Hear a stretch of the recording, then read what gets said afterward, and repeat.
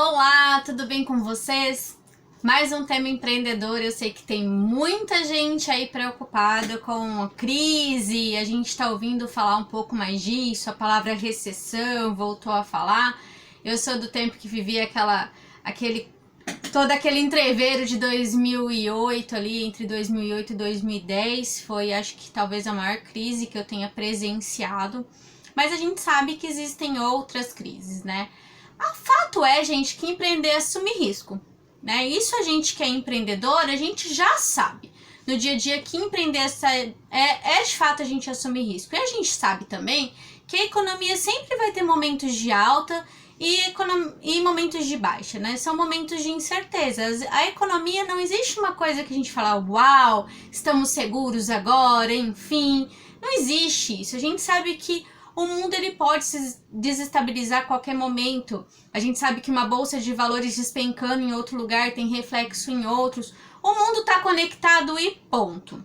Né? Não existe uma outra forma de a gente se falar. Hoje a gente está muito interligado, muito conectado e tudo que acontece num lugar pode desencadear em outro.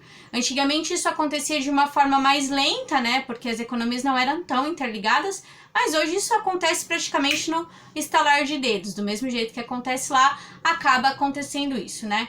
Talvez muitos de nós não tenham vivenciado uma crise de fato. Talvez essa seja a primeira crise que muitos de nós, de fato, estejamos vivenciando ou talvez vamos vivenciar. Ainda tudo é muito cedo, tudo é muito especulação, mas fato é que a gente sabe que a nossa vida está sendo afetada de uma forma ou de outra, né? Alguns estão tendo que ficar, né, mais afastados, alguns já não estão trabalhando mais com contato com o público e a gente precisa se preparar. Eu mesma sou humana, eu tenho família, né? Eu tenho pessoas do grupo de risco, eu mesma sou um dos grupos, né? Como eu tenho asma, enfim.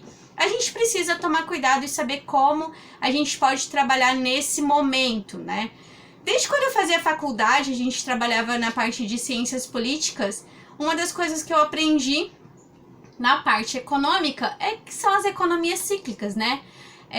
Economias despontam, economias caem e assim vai. O que faz com que uma economia desponte e outra cai, quase sempre é como elas estão preparadas para lidar para aquele momento, né? A gente vê grandes impérios, quando a gente pega para estudar história aí, dá para ficar horas falando, enfim, mas aqui não é o tema. O fator mais importante agora é de fato você pensar em como estar preparado para lidar com esse momento.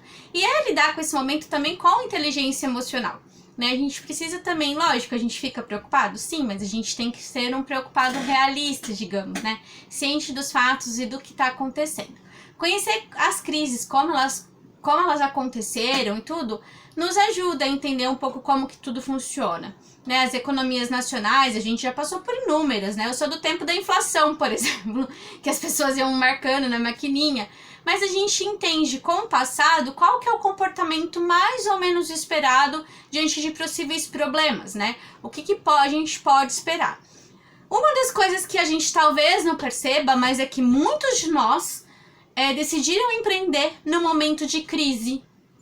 Talvez a gente não tenha clareza disso, mas o fato é que muitos de nós decidiu abrir um empreendimento, decidiu ser dono do próprio negócio no momento de crise. Alguns até no momento de crise extrema, como o desemprego, após tentar vários empregos e ter várias negativas, se viu meio que obrigado a empreender. Existe um dado do Sebrae de 2017 que fala que 11 milhões de empresas foram criadas no país nos últimos anos por pessoas que precisavam de trabalho. Eu tô copiando aqui, tô lendo, mas é justamente isso. Nos momentos de crise também surgem momentos de oportunidade. Aqui eu não tô querendo dizer que é pra sair comprando álcool gel igual um desesperado, né? E sair vendendo como fez dois irmãos lá nos Estados Unidos. Pegaram o carro, viram que ia explodir, né, o contágio, foram pegar o carro e compraram todos os álcools que eles encontraram de todas as cidades vizinhas, colocaram todos dentro do carro e depois colocaram lá para vender a preços estratosféricos, né? O capitalismo mais selvagem impossível, né? A gente precisa entender que há diferença entre usar a oportunidade e ser oportunista, né? A oportunidade significa a gente ter a chance de conquistar algo sem prejudicar ninguém. Então existe diferença entre a gente trabalhar com a oportunidade e ser de fato oportunista. A oportunidade está aí, na gente ajudar os outros, né? E também se ajudar. Mas como? A gente precisa ser criativo nesses momentos, né? Talvez mandar mensagens positivas para os seus clientes. Por exemplo, eu precisei adiar uma turma minha de formação empresarial. Foi fácil a tomada de decisão? Claro que não. Doeu? Claro que doeu.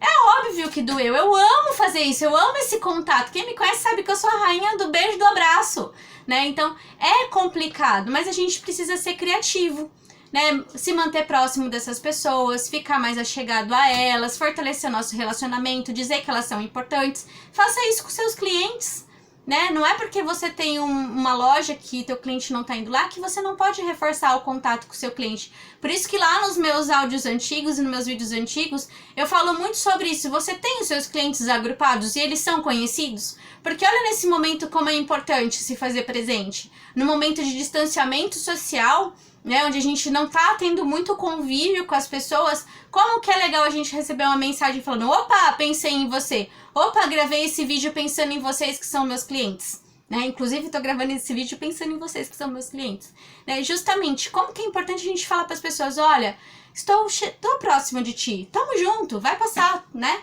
Isso vai acontecer. Pensar em novas formas de atendimento, novas formas de entrega, lógico que sempre seguindo os protocolos, mas será que não é o momento de talvez bater foto e mandar as coisas online para o seu cliente, talvez intensificar a teleentrega, enfim, são várias coisas que a gente pode pensar nesse momento. Fique atento a todas as medidas, mas ao mesmo tempo tome cuidado para que você não entre em pânico, né? Porque se você, o dono do negócio, entrar em pânico, imagina seus colaboradores. Aí vai ser um efeito cascata. Ninguém vai mais pensar em nada. As pessoas tendem, em momentos de crise, sentar em cima do dinheiro. Não investir nada, não comprar nada, não fazer nada. Tipo assim, vamos esperar e ver o que vai acontecer, porque tudo vai dar certo. Eu sou a rainha do tudo vai dar certo. Eu sempre uso bastante essa frase. Só que acontece que nada vai dar certo se a gente não tiver ação. A gente precisa investir. A gente precisa pensar no que fazer. A retomada ela vai acontecer e quem vai sair na frente vai ser justamente as pessoas que estiverem mais preparadas agora nesse momento. Então o que a gente precisa fazer é não esmorecer e de fato começar a pensar em soluções práticas para já implantar agora, para justamente passar esse momento agora da crise, entre aspas, para que ali na retomada a gente esteja de fato preparado, né? A gente sabe, por exemplo, de empresas como a Procter & Gamble, que os fabricantes, né, vou até ler para vocês, o fabricante de velas que chamava, né, William Procter e o de sabão, que era o James Gamble, eles uniram forças em 1837 para começar um pequeno negócio de vendas em casa lá em Cincinnati.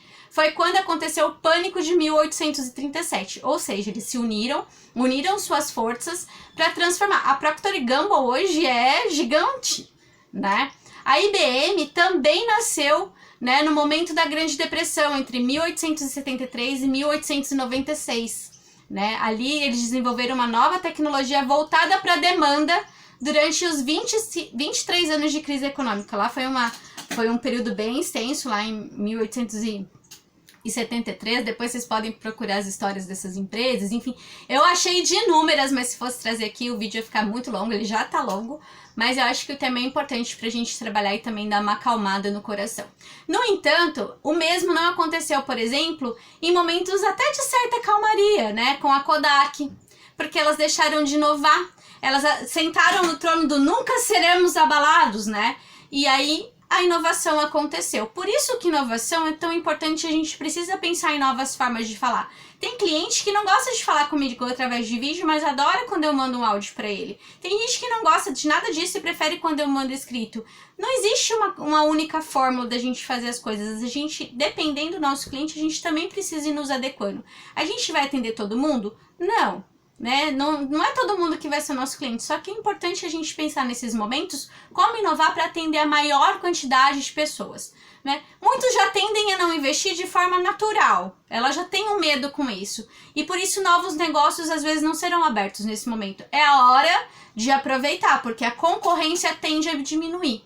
Infelizmente, a gente sabe que talvez alguns negócios não vão conseguir se sustentar, porque também não dá para romantizar, né? A gente sabe que algumas empresas vão acabar querendo ou não, infelizmente não fechando, mas isso acontece todos os dias. Lógico que talvez vá haver uma intensificação. Não dá para romantizar agora, isso é um fato. Eu não quero ser chata, mas ó, eu falo com vocês sobre cuidar dos estoques, cuidado financeiro, ter clareza dos números, ter planejamento.